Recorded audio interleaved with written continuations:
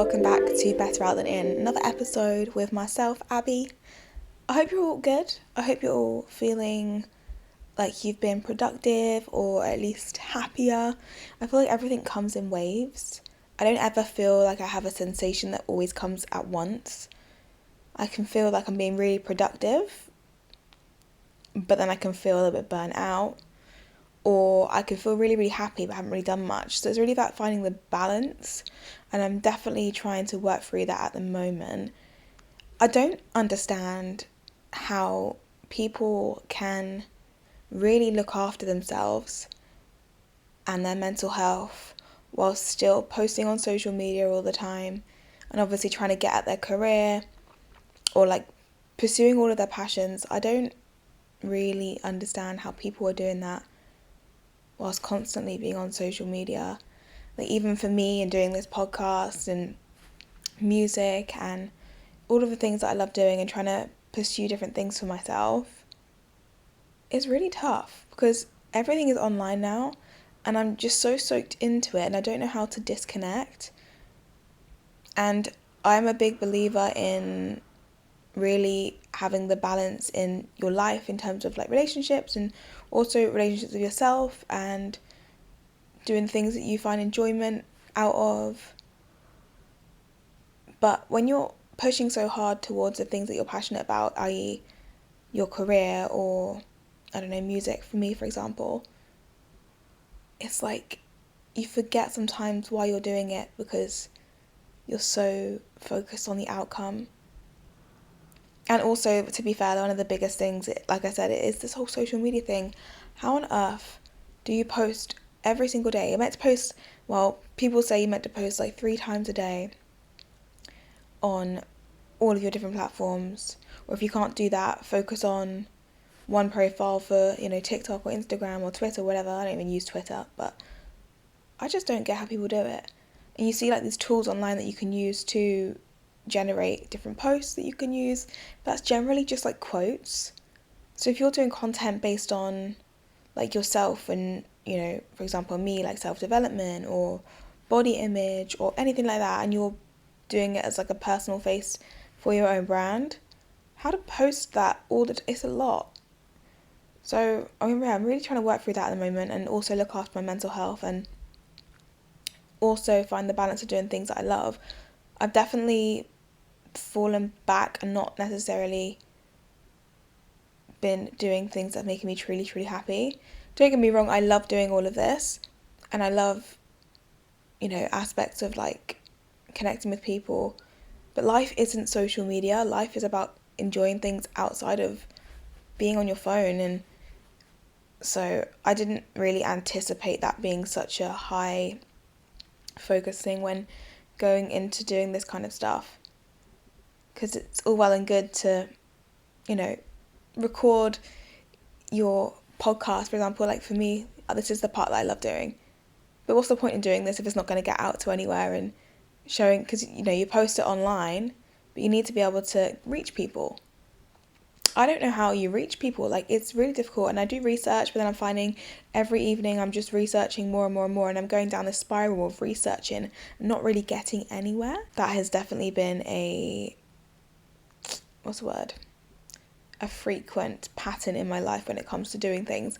I always start actioning things, I write things down, and then you find that the more you write things down and the more you learn, you realise there's more you need to learn, and I just keep going down this cycle of YouTubing things and researching things but never really getting anywhere.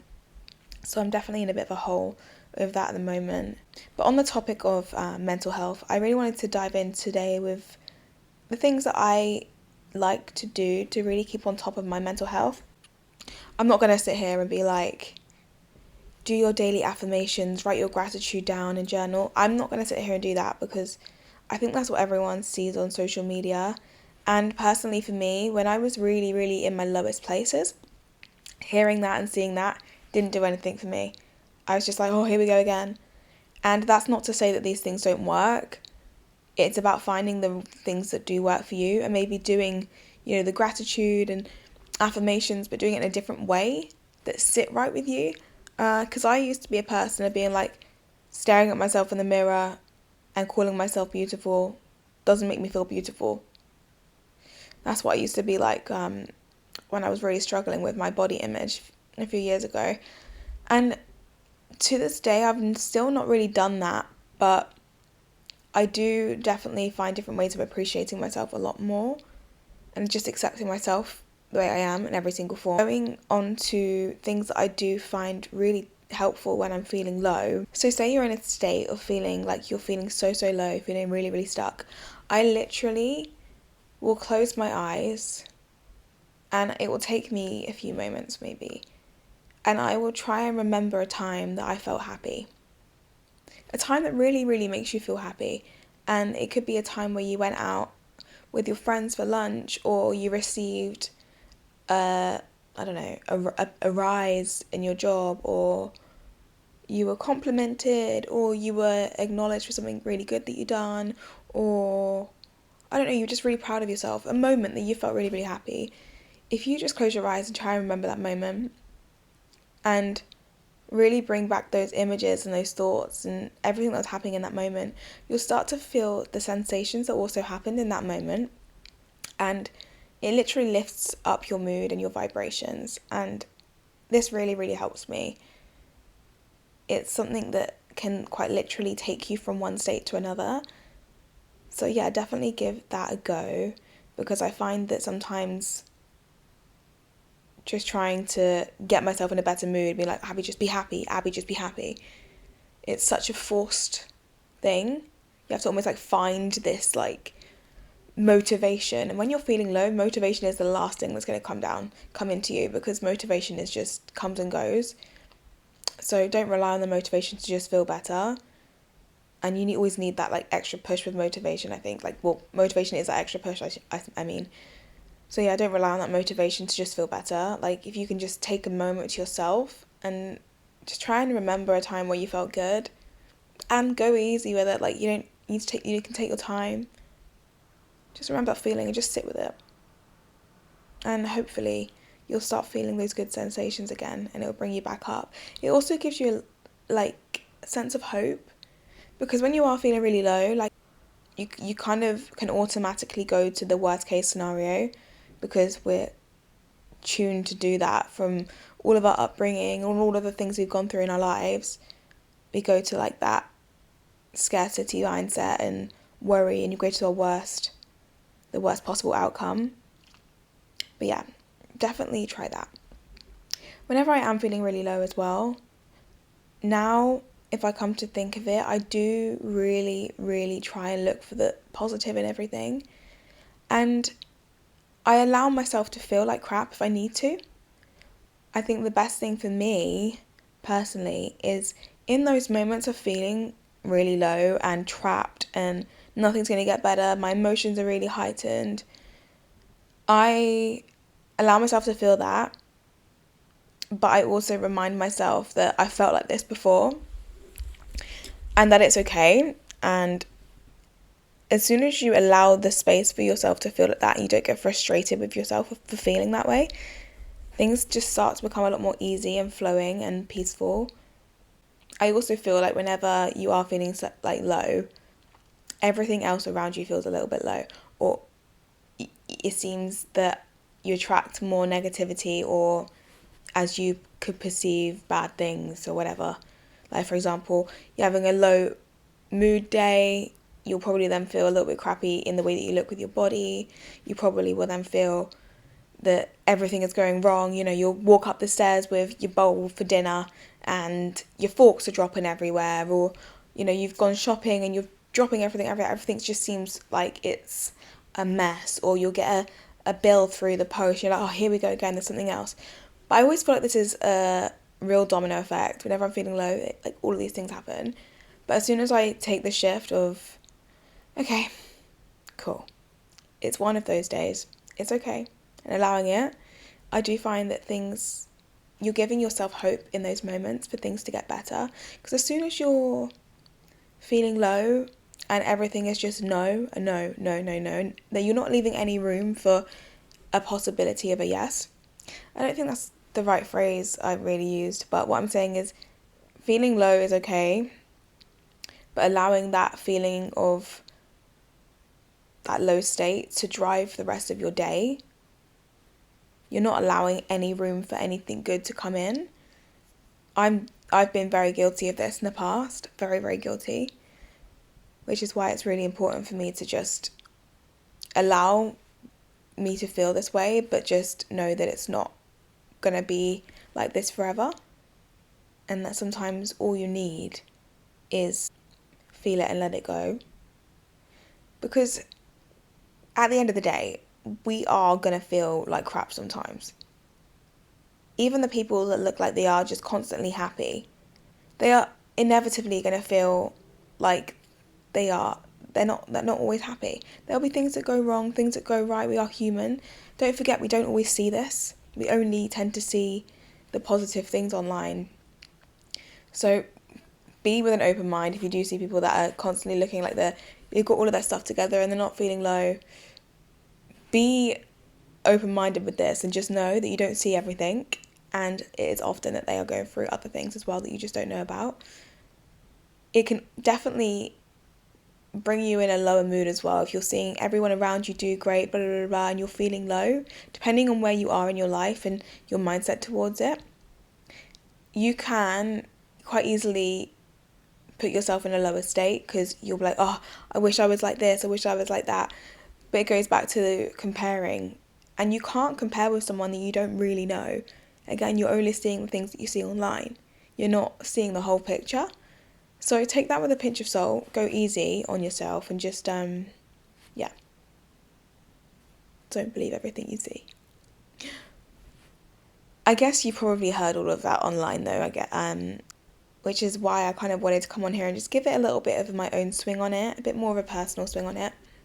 When I'm feeling a little bit down or groggy, or, just not having a me day, like a day where I really wanted things to go right, had everything planned, wake up, and boom. The day is just not going out how I want it to, and I'm not feeling great. I really find in the last couple of years, what I've been doing is just slowing down, especially in the last year. Years ago, slowing down for me would be perceived as being lazy, not getting stuff done. But in the last year or so, I've really, really slowed down. And when I say slowed down, I mean having my mornings to myself. I need my mornings to myself. Yeah, to be a bit slower, take my time with getting ready. And, this could be an evening for you. This could be whatever time of day. It could be whatever. It can be little snippets throughout the day. But I know that my body really appreciates this, and I enjoy it. I enjoy being able to be slow in my mornings. And, if I've got to get stuff done by this time, this is when I start doing it. But as soon as I have this expectation and pressure of having to do in my mornings, it really sets my body out of whack. It makes me really in this kind of stress mode, and it brings my mood down so much because I am the worst with putting so much pressure on myself, and not allowing myself to be slow adds so much pressure in my life. So I do make sure that I don't really make many plans in the morning. Like today, for example, I woke up, and last week I really enjoyed getting up and going to the gym. This morning I woke up and I was like, do I really want to go to the gym today? And the fact that I had to really think about it, I was like, this is discipline. This is what discipline actually is. This is when you have to just say, right, I'm going to go and do it, blah, blah, blah. But there was also a part of me that was like, I just don't know if I really want to go. So instead I went on to ClassPass and I booked a Pilates last minute. And that was so nice. Like I actually really enjoyed that spontaneous booking, because it was in the moment and I was just like, let's do something different. A couple of years ago, change and different would have really scared me, because I like routine. It makes my mind feel at ease to have a routine. Yeah, this was a really nice spontaneous little change up, and okay, deniably I was running late, so I really stressed myself out, but it was really nice. And I think especially when you are feeling really, really, really low, moving your body is so important. It's so important. And it's it kind of, what's the word for it, defeats how you're feeling. Because when you're feeling low, the last thing half the time you want to do is move. You just want to sit down and feel low and just give yourself a cuddle. And I really do think that's beneficial to some part. But when I tell you, sitting down and doing nothing, it can really, really impact how you're feeling. If anything, when you're feeling low, I would really encourage you to just get out and go for a walk. It literally flips my mood so often. And the times where I'm feeling like I really don't want to go out, really don't want to speak to people, this is usually like a couple of days in a row. Like, I'll have a day maybe where I'm feeling a little bit off and I'll be like, oh, okay, maybe I just need this day. But if this happens again and again, I'm like, oh God. I really notice it. So the times where I feel like I really don't want to go out and be around people and I'm feeling really low is actually the best times for me to go and do it, because I've always been very cautious of my energy. And if I'm feeling really, really low, I really don't want to put that energy onto anyone else. That's one of my highest things of being really cautious about, because you know what it feels like when you're out and there's, I don't know, someone that's maybe feeling a little bit down, and then the energy just kind of feels a little bit off. I've always been really scared to be that person. But I know myself as a person. I know that I don't show up like that when I'm out around people. Like, I never really do. Even if I do feel low or I'm feeling maybe not myself today, I don't give off that energy. I just don't, because I am generally quite a free-spirited person and uplifted and a happy person in general. And don't forget that being around people is an opportunity for you to get energy off them as well. So, and I forget about this. You think about yourself, not wanting to put other people down around the way that you're feeling and being. But you going out and mingling with people and being around people is an opportunity for your mood to lift. And 8 times out of 10, this really does work. If I'm feeling really low, I make sure that I go and I do like a Pilates class, or I go to the gym where I see familiar faces, because familiarity can sometimes really feel like home, which makes you feel safe.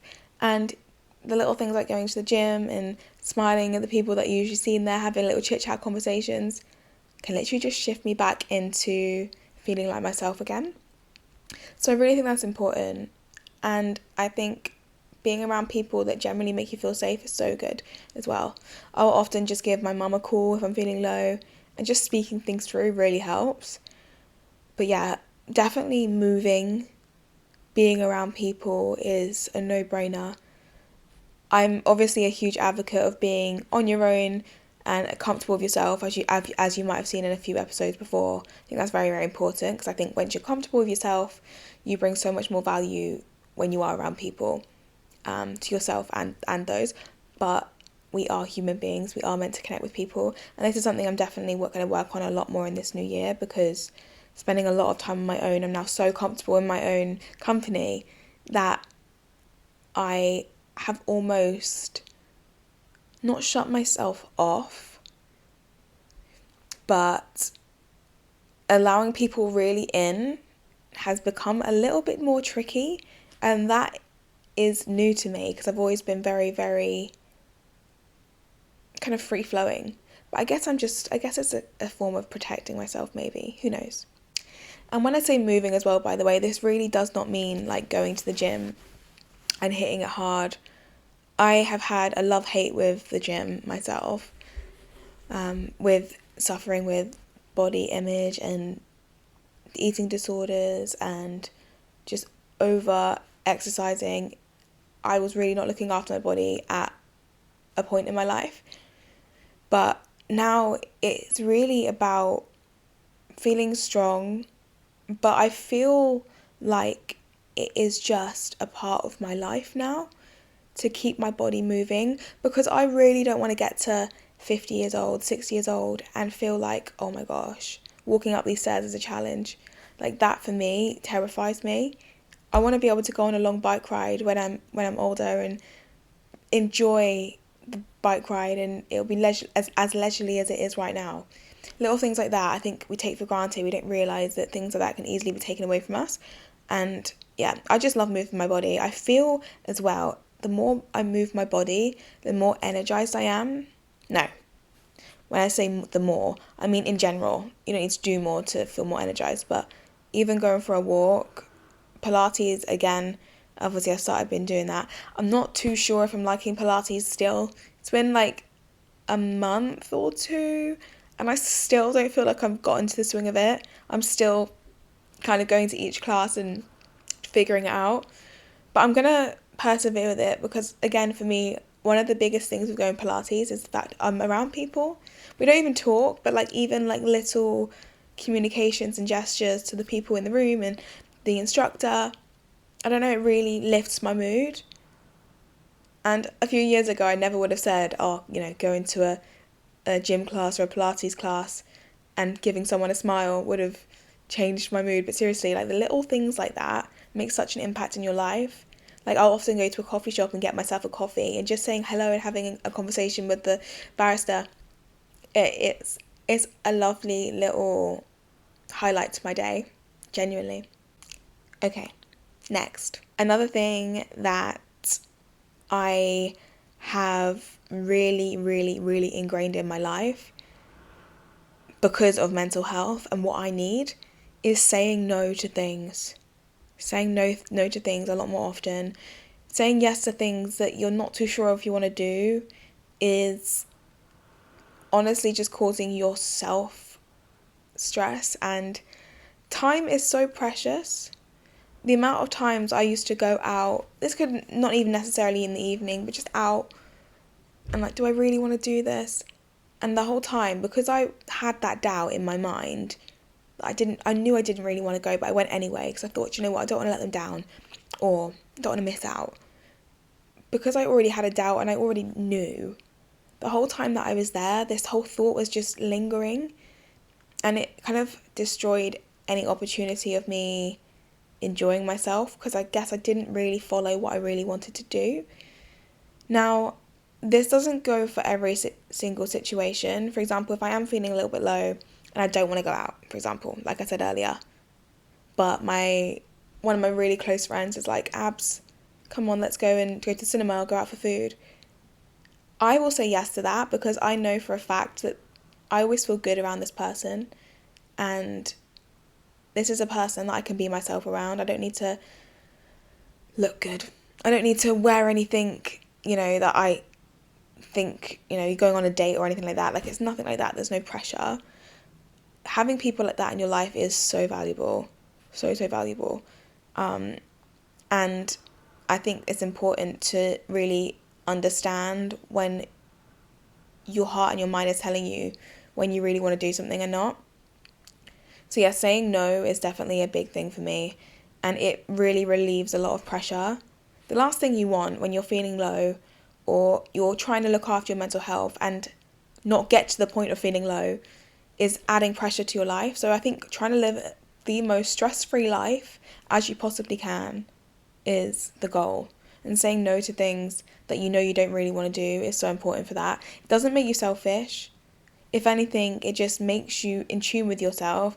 And the people that don't understand that, well, again, they're not made for you in your life. They're not worth having. People that are, it might come to a big shock for them at first because they're probably not used to you saying no, but they will really respect you and they will start to understand you more. Another thing, okay, this is a big, big one. Replying to texts all the time, back and forth, is just so stressful to me and can really get on top of my mental health, because if you're texting someone, say you're texting a friend, it could be a new friend, and they're always texting on their phones or they're messaging you and you can see that they're online and you're like, oh, like, I'm online, whatever. And you reply and then they'll reply and it's like, oh God, like I feel anxious, like, oh my God, what they might think I'm ignoring them, blah, blah, blah. So I think it's really important to just set in at the start, not replying all the time, because then people will start to understand your rhythms, I guess.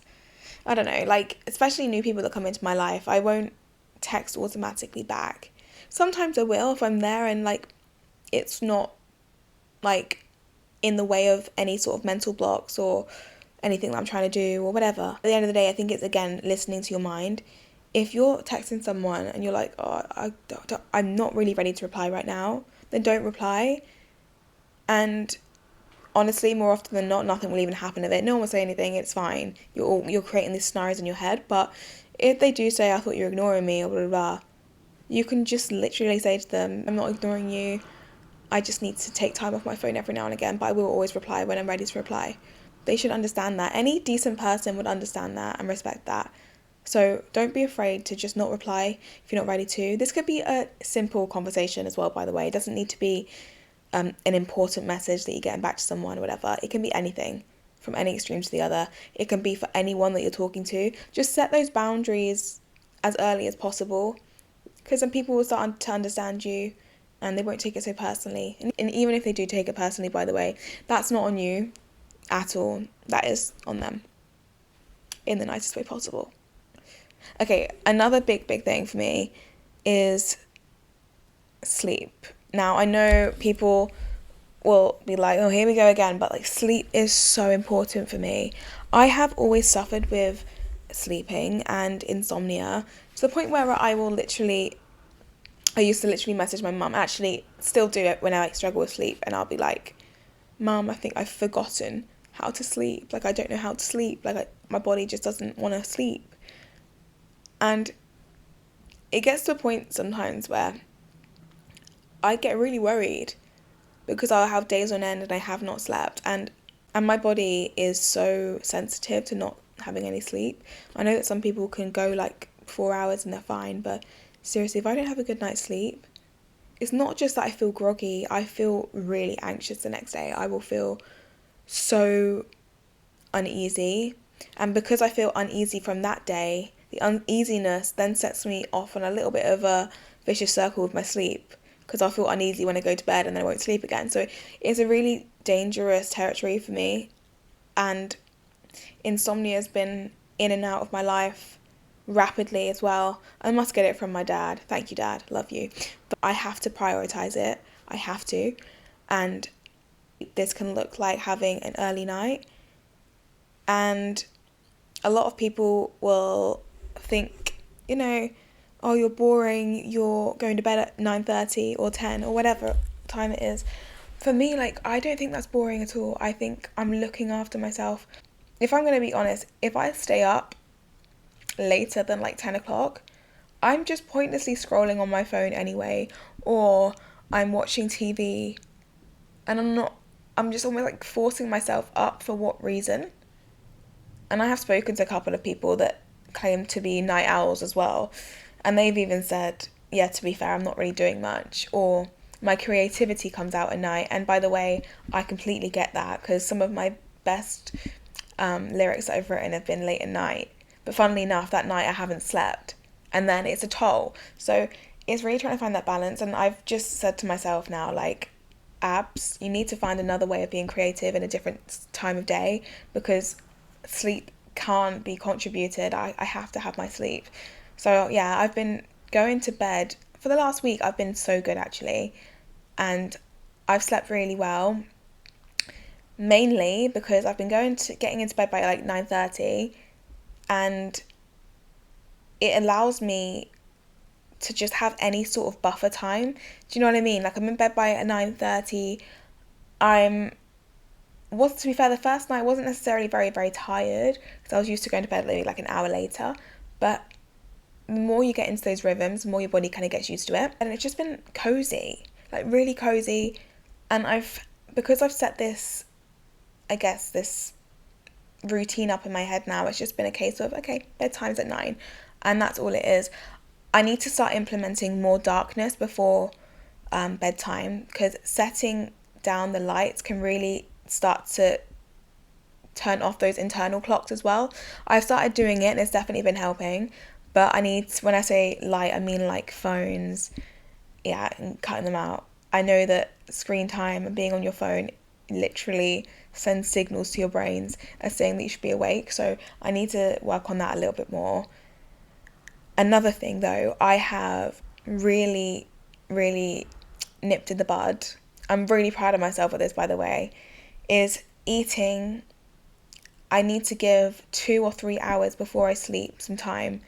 So say I go to bed at 9, I will stop eating at 6 or 7. That's it. I need 2 or 3 hours. And this might be a non-negotiable for most of you anyway. This might be an easy thing that you're already doing. But where I've had a very restrictive relationship with food in my past, I don't really tend to have any rules around food anymore. So I'll allow myself to have the snacks if I want to. I'll allow myself to eat whenever I want to, you know? But I've always struggled with midnight eating. When I say this, I mean I literally used to go to bed and I would sleep and I would wake up roughly the same sort of time every night and I'd go downstairs and eat. And because I was kind of like sleepy, I didn't really feel like I had much control because I wasn't sleepwalking. I was definitely awake, but there was no like conscious discipline to be like, no. But I genuinely felt like the urge to go downstairs and eat every single time. Sometimes it would happen like 2 or 3 times a night. And you can imagine how much your sleep's disrupted by doing that. And then I'd wake up and feel guilty. I'd wake up feeling puffy faced, probably from the stuff that I'd eaten. And yeah, I just didn't feel good. I didn't really feel good. And sleep was disrupted. And starting your day off with a bad mood because you know that you'd gotten up and eaten, yeah, that was difficult for me. I definitely got over that more and more as it went on because I started just accepting that it was happening and I wasn't feeling as guilty. But it still wasn't ideal. Yeah, it got bad, especially when I'd have a drink. Awful. But yeah, with the whole not eating 2 to 3 hours before I sleep, that's really been helpful because blood sugar spikes are a real thing and it allows your body to have a bit of a buffer time to digest, and any spikes, they kind of wave up before you go to sleep. So that's been a real good one, and I really think that's one of the biggest things that's impacted my sleep recently. Although, another thing that is a non-negotiable for me is supplements. I swear by supplements, and I never used to. I used to be like, oh God, my body should just be able to produce all these things anyway. I'm all good. But when I tell you, I started taking supplements like a year ago, and I have had such a great result. I've had such great results from it.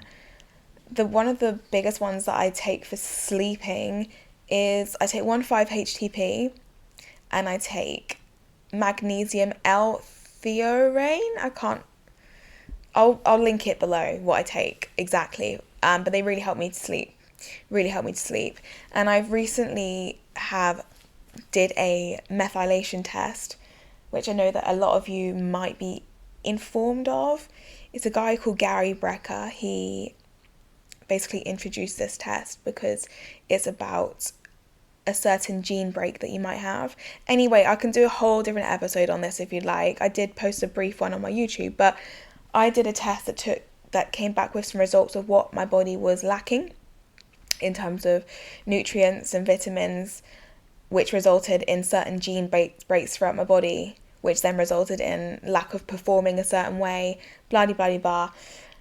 Anyway, cut the story short, I had a certain gene break which gave me traits which didn't help my ADHD or my insomnia, and also like low mood, also gut issues. There was a whole different results table for it, but yeah, so I've started taking some supplements that they've recommended from that, and I've generally just felt a lot more brighter, and it's given me so much more hope. So I definitely would recommend looking into different supplements that would help you. Again, please do reach out if you've got any questions on that, because I'm a bit of a geek when it comes to supplementation and I absolutely love it.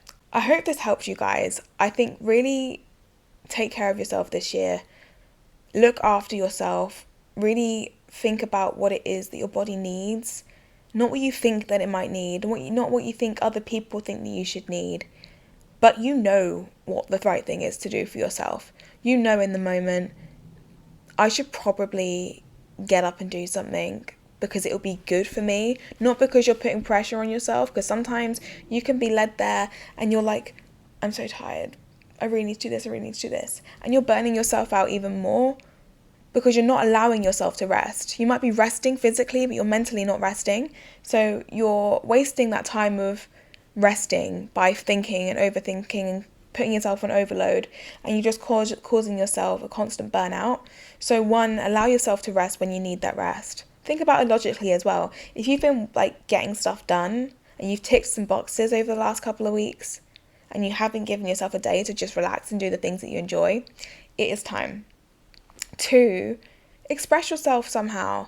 Go for a nice walk, go laugh, go karaoke, go do some singing. Singing is like my biggest outlet when I'm feeling low. And my mum used to always say to me, I know when you're happy, Abs, because you'll be singing. And it's literally so true. Don't be afraid to say no to things, and actually feel so proud of yourself when you do say no to things, because that is a sign of growth. Definitely, especially when you're not used to saying no. Be around people as well. Just be around people. Get yourself out there. Allow yourself to smile. Give yourself permission to have fun, all right? And don't feel guilty about it. Whatever you perceive as fun, go and do that, all right? Cool. It's so easy to get stuck in our bubbles, but there's so much out there. So much out there. The fact that we're even able to like get after the stuff we want to get after is just like beautiful. Anyway, that's all I have for today. I hope it does help any of you that are feeling a little bit stuck. Please go and subscribe and like and comment. Go follow my pages on TikTok, Better Out Podcast, also Instagram, Better Out Podcast. Please subscribe, guys, please, because I don't know how people get so many subscribers and keep growing with this thing. I honestly have no idea. I am regularly posting, I'm just not getting the reach. So if you could keep subscribing, I would appreciate it so much, because I know that a lot of you listen but don't subscribe, and it really does get noticed when you subscribe, and it means a lot, and it means that I'll carry on doing more. Let me know if you have any topics you'd like me to chat about, anything that's going on in your life, anything you're struggling with, anything you resonate with, just let me know. But yeah, I'll see you guys soon. Have a good one.